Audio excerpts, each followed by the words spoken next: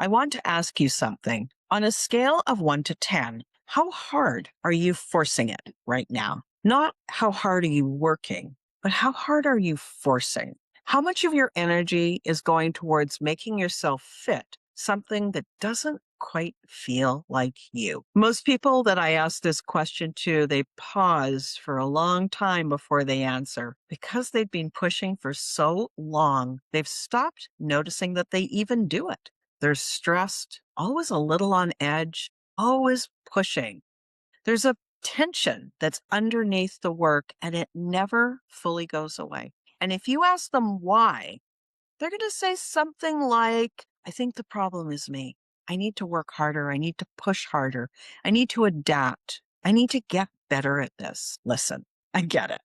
I've caught myself pushing and pushing and pushing at times too. What I noticed is that when we do, sometimes we've decided that we're the wrong shape, that we've never questioned the wrong shape for what. Are you a round peg and you're trying to push yourself into a square hole? Listen, we all know what stress feels like and what it's like to force and press and push. But I also want to describe the subtle version of forcing, not that dramatic one, but the daily version. And it's easy to miss that daily version because you've been doing it for so long. It looks like this.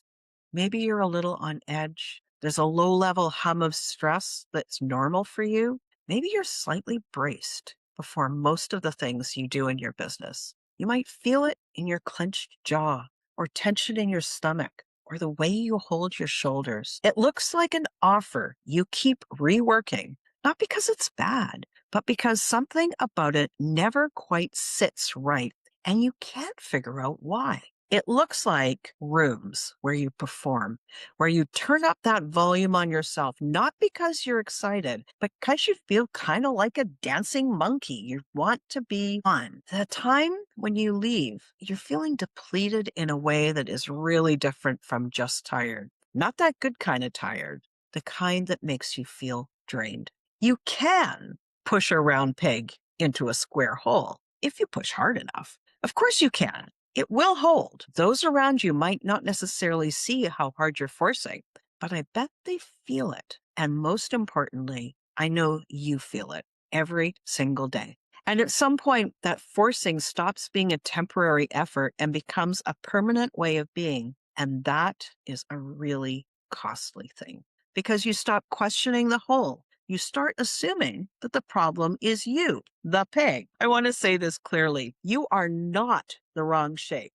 High achievers are exceptional at adapting, at reading the room and fitting in and figuring out what's needed and becoming that thing. It's one of the reasons you're good at what you do. But there's a difference between a skill that you choose to use and the skin that you can't take off. And at some point, that adapting stops being a choice and becomes the default. And now you've been fitting yourself into things for so long that forcing feels just like how it is. But it doesn't have to be that way. I work with someone, and I'll call her Jennifer. Jennifer is a true introvert. She's thoughtful, she's deep, one of the most naturally gifted listeners I've ever worked with. And she was convinced that to be successful as a coach, she had to be bubbly, extroverted, chatty, high energy, the kind of person who lights up a room with volume rather than with depth. So that's what she did. She performed every session, every networking event, every piece of content. She turned herself to a frequency that was not hers, and it drained her. The energy needed to maintain that kind of interaction, that kind of performance level drained her, and it drained her joy. Not just the joy of building a business, but the joy of coaching itself, the thing that she had chosen because she loved it. And the worst part was that she thought she had to do it.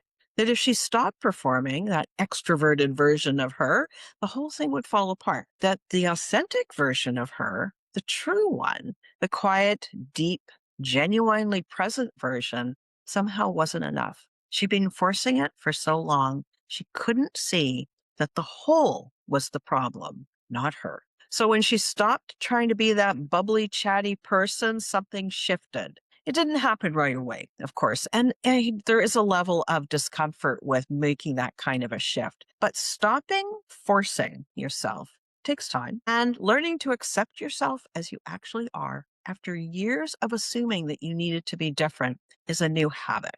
But gradually, she noticed she could breathe. She started to see opportunities that were really aligned with who she was. Deep conversations instead of high energy groups. She started doing things like podcast interviews instead of face to face mass networking events. She found clients who wanted exactly the kind of presence that she naturally had, and she learned to say no to the things that required her to perform because now she could feel the difference. Her work started to flow. She started to flow. And guess what? The joy came back. So here's the question that I asked her. And it's the question I want to leave with you too. On a scale of 1 to 10, how hard are you forcing and pushing right now? And then what do you think would happen if you stopped? Would it fall apart? Or would it be a relief? And then what do you think would happen if you stopped? Most people, when they sit with this, honestly, they already know the answer and they've known it for a while. They just hadn't let themselves ask. I want to be honest with you. Finding your right fit does not make the work disappear. The work is still the work, but here's what does change. It's the difference between hiking barefoot uphill on gravel compared to walking uphill on grass. Both of them are work. Both of them are effort. Both of them are still climbing, but one is traction, whereas the other is grating and painful. One is your energy going into the actual movement, and one is your energy trying to protect you from the surface. So when the approach fits who you are, you've got more of yourself to bring in. You are not spending most of your energy on the performance. You're not managing the gap between who you are and who you're pretending to be. So you can see things more clearly. You get to say yes to the things that are right for you, and you can say no to the things that are not a match because you can actually feel the difference now. You stop needing to recover from your work in the same way because something that fits doesn't drain you the same way. So here's what I'd like to leave you with today. How hard are you forcing on a scale of 1 to 10? And what would happen if you stopped? Not gave up, but stopped working hard against your natural rhythm. Stopped forcing yourself into a shape that was never yours to begin with, because the peg is not the problem. You are not the problem. You are not the wrong shape.